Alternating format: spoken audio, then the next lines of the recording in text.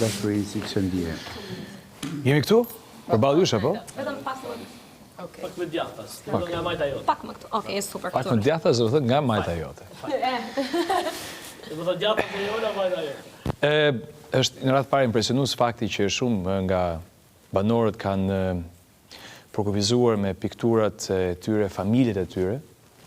Ndoshta është një shans që japim njëri tjetrit për t'i kujtuar sa të shenjta janë, edhe sa larg duhet të rrim përmendjes tyre, ndërsa kapemi me njëri tjetrin për situata me ose pa vlerë. Unë kam dasht me sjell një kontekst, me sjell dashurinë në kontekst më universal. Kjo piktura ime këtu që duket shumë abstrakte, edhe më shumë duket,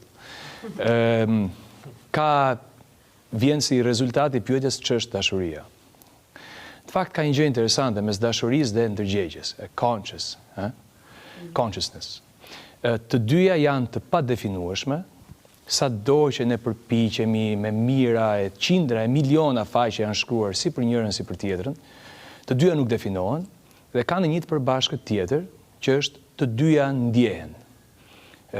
Ndërgjegja ndjehet, ti ndjehesh i gjallë, nuk e përkufizon dot, nuk e definon dot. Edhe dashuria vetëm jetohet, ndjehet. Është një kapacitet zemre që kur ti je i hapur ndaj saj, mbushet dhe të definon ajo ty.